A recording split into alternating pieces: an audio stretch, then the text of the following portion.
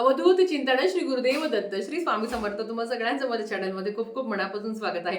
आजचा दिवस तुमचा शुभ जाऊ दे. स्वामींच्या कृपेने तुमच्या सगळ्या चांगल्या इच्छा स्वामी महाराज नक्की पूर्ण करो हीच महाराजांच्या चरणी प्रार्थना करते आणि आजच्या व्हिडिओला सुरुवात करते. उद्या आहे श्रावण महिन्यातला शेवटचा सोमवार, चौथा सोमवार. श्रावण महिना कधी सुरू झाला आणि कधी संपला हे जे आपले सण असताना की एकदा श्रावण सुरू झाला की कधी दिवाळी येते कळत नाही. श्रावण महिन्यात आपण जास्तीत जास्त भगवान शंकरांची सेवा करायची असते. प्रत्येक जण श्रावण सोमवार धरत असतो. ह्या दिवशी म्हणजे चौथ्या श्रावण सोमवारची शिवामूठ आहे जवळ. आता महिनाभर ज्यांनी भरपूर सेवा केल्या त्यांनी ही शेवटच्या सोमवारी काय सेवा करायची आहे आणि ज्यांना नाही जमलं महिनाभर सेवा करायला त्यांनी काय सेवा करायची आहे ते मी तुम्हाला आज सांगणार आहे. तर चला व्हिडिओला सुरुवात करूया. सगळ्यात आधी एक गोष्ट लक्षात घ्या की श्रावण महिन्याच्या चौथ्या सोमवारी तुम्हाला नाही संपूर्ण महिना सेवा करायला जमली तरी चौथ्या सोमवारी आवर्जून ह्या सेवा करा आणि भगवान शंकरांची सेवा भगवान शंकरांचा आशीर्वाद प्राप्त करून घ्या. भगवान शंकर भोलेनाथ त्यांच्या नावातच त्यांचा अर्थ आहे. ते सांब सदाशिव आहे. ते भोळे आहे. भक्ताच्या एका हक्केला ते धावून जाणारे आहे. भक्तांची प्रत्येक मनोकामना ते आपल्या सेवेने आणि आपण किती शुद्ध भावनेने सेवा करतो हे तेवढंच महत्त्वाचं असतं. आणि जेव्हा तुम्ही सेवा करत असता तेव्हा तुमच्या मनातल्या इच्छा पूर्ण होतातच. भगवान शंकरांच्या सेवेतला सगळ्यात महत्त्वाचं काय आहे? रुद्राभिषेक, महारुद्राभिषेक. ज्यांना तीनही सोमवारी ज्यांना रुद्राभिषेक करणं शक्य झालं नाही त्यांनी आवर्जून उद्या रुद्राभिषेक करायला विसरू नका. कमीत कमी बघा, सकाळी उठल्यानंतर आपण आपलं सगळं आंघोळ वगैरे आवरून घरातली कामं आवरून दिवसभरात तुम्हाला कधी जमेल असं नाही म्हणणार मी, पण लवकरात लवकर भगवान शंकरांच्या पिंडीवर अभिषेक करा. नाहीतर प्रदोष काळ अतिशय उत्तम मानला जातो भगवान शंकरांची सेवा करण्यासाठी. तुम्ही प्रदोष काळात पण तुम्ही शिवमहिम्न स्तोत्र पठण करून तुम्ही भगवान शंकरांच्या पिंडीवर अभिषेक करू शकता. आता ज्यांना लिहिता वाचता नाही त्यांनी काय करावं? काहीच नाही. ओम नमः शिवाय एवढं तर म्हणता येईल ना तुम्हाला. ओम नमः शिवाय किंवा नमः शिवाय या पंचाक्षरी किंवा षडाक्षरी मंत्राचा जप करून भगवान शंकरांच्या पिंडीवर जलाभिषेक करायचा आहे. जल अभिषेक करा. तुम्ही पंचामृताचा अभिषेक करा, तुम्ही दुधाचा करा, तुम्ही तुपाचा करा, तुम्ही मधाचा करा, तुम्ही उसाच्या रसाचा करा. जे काही तुम्हाला शक्य होईल त्याचा तुम्ही अभिषेक करा. हे सगळं तुम्ही मंदिरात जाऊन केलं तर अतिशय उत्तम. पण मंदिरात जाऊन गर्दी असते किंवा काही कारणांनी लहान बाळ आहे, घरात काही लिमिटेशन्स असतात, तरी तुम्ही घरात राहूनही तुम्ही सेवा करू शकता. सकाळी उठल्यानंतर शिवापिंड घ्या, ती एकदम छान पद्धतीने एका ताटात ठेवा, रुद्राभिषेक करा, रुद्र पठण करा, रुद्र अध्यायाचं पठण करा किंवा यूट्यूबला लावून मनातल्या मनात तुम्ही श्रवण करा आणि ओम नमः शिवाय ह्या मंत्राचा जप करू शकता. ज्यांना रुद्रपठण करणं अवघड वाटत आहे, संस्कृतमध्ये करा, प्राकृतमध्ये करा, काहीच प्रॉब्लेम नाहीये. देव असं कधीच म्हणणार नाही की तू संस्कृतमध्ये पठण केलं तर मी तुला पावल आणि तू बाकीच्या प्राकृतमध्ये केलं तर मी तुला पावणार नाही, असं अजिबात नाहीये. रुद्राभिषेक करताना तुम्ही शिवमहिम्न स्तोत्रम पण पठण करू शकता, जे प्राकृतमध्ये आहे. अतिशय सोपं आहे. तुम्ही त्याचं सुद्धा पठण तुम्ही करू शकता. उद्याचा सोमवार हा खूप महत्त्वाचा आहे.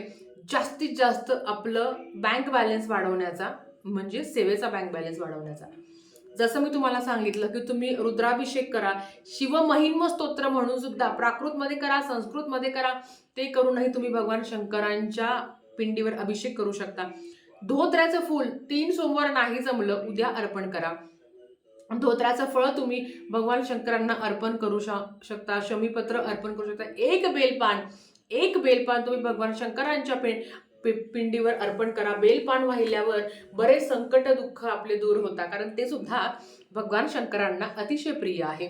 आता हे सगळं अर्पण केल्यानंतर भस्म अर्पण करा. भस्म लावल्यानंतर जर तुमचा उपवास असेल तर जे काही तुम्ही खिचडी वगैरे खाणार आहेत ते तुम्ही त्यांना नैवेद्य म्हणून दाखवा किंवा साधी खडी साखर जरी ठेवली तरी चालतं. काहीच नाही, एवढंच करा तेवढंच करा असं अजिबात नाही. कुठलीही सेवा करताना नियम अटी स्वतःवर लावून घेऊ नका. तुम्हाला जसं जमतंय तुमची भोळी श्रद्धा ठेवा. कुठल्याही देवाची श्रद्धा भोळी ठेवा, पण मन मात्र साफ ठेवा. मन साफ ठेवा. एक मनात पाहिजे की नाही माझं जेवढं आहे तेवढ्यात मी देवाचं करणार आहे. खूप लिमिटेशन लावून घेतल्यावर कोणी सेवा करणार नाही. हे सगळं झाल्यानंतर आता मी तुम्हाला सेवा सांगते. जसं मी तुम्हाला सांगितलं की शिवमहिम्न पठण करून तुम्ही सेवा करू शकता ना, त्याच पद्धतीने तुम्हाला रुद्राभिषेक केल्याचं फळ मिळतं ते जे आपलं जे तुम्ही शिवलीलामृताचा 11वा अध्याय पठण करा. तुम्हाला 3 सोमवार नाही जमलं तरी उद्या तुम्ही भगवान जो आपलं शिवलीलामृत आहे, शिवलीलामृताचा 11वा अध्याय पठण करायला विसरू नका. उद्याचा दिवस तरी आवर्जून पठण करा, कारण तो अध्याय पठण केल्याने रुद्राध्याय केल्याचं पठण चं फळ मिळतं आणि त्यांना ब्रह्मानंदाची प्राप्ती होते. हे झाल्यानंतर शिवमहिम्न स्तोत्र प्राकृतमध्ये म्हणता म्हणता अभिषेक करा. उद्याच्या दिवशी तरी शिव अष्टोत्तर नामावली आवर्जून म्हणा.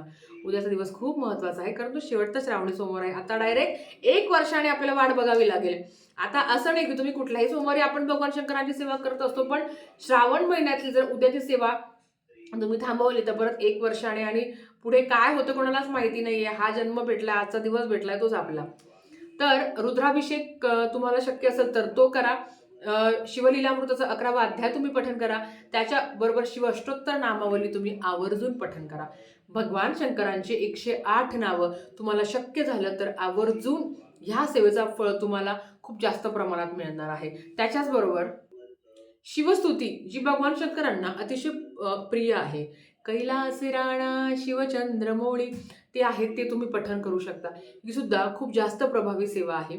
शिवस्तोत्रम, शिवमहिम्न स्तोत्रम आणि शिवस्तुती हे वेगवेगळं आहे. शिवस्तोत्रम आणि शिवचालिसा पण आहे, ते पण तुम्ही पठण करू शकता.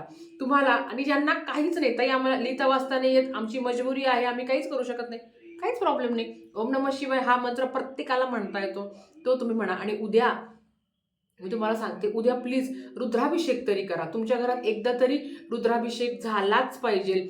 नसेल शक्य इतक्या दिवस तरी उद्या वेळात वेळ काढून करा.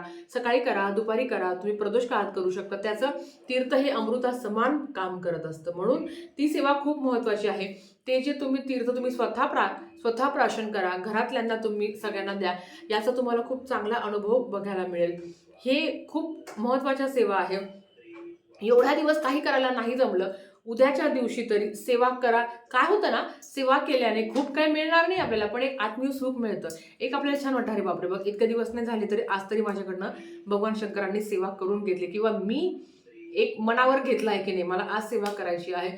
सगळे तुम्हाला कुठलंच नाही, कुठल्याही सेवेला काहीच नियम नाहीये, फक्त तुम्हाला सेवा करायची आणि ती सेवा तेवढीच प्रभावी.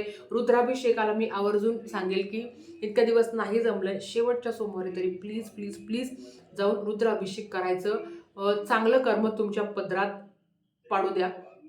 नाही वाचता येत, यूट्यूबला लावून द्या, ऐकून घ्या, काय प्रॉब्लेम नाही. काहीच वाचता नाही तुम्ही श्रवण करू शकता. पिंड ठेवायची, अभिषेक चालू आहे, तो जे रुद्राभिषेक आहे ते यूट्यूबला लावून द्या. सगळं ते ऐकत जाईल, अभिषेक होत राहील. तुम्ही मनातल्या मनात ओम नमः शिवाय, ओम नमः शिवाय असं म्हटलं तरी चालेल. प्रत्येक प्रश्नाला उत्तर असतं, फक्त आपली सेवा करण्याची तेवढी ताकद पाहिजे आणि एक मनात असतं ना की नाही मला ही सेवा करायची आहे. तर उद्याचा दिवस प्लीज प्लीज प्लीज विसरू नका. शिवामूठ जवस आहे, जवस आपल्याला अर्पण करायचे आहे. काय मंत्र म्हणायचं ते तुम्हाला सगळ्यांना माहिती आहे.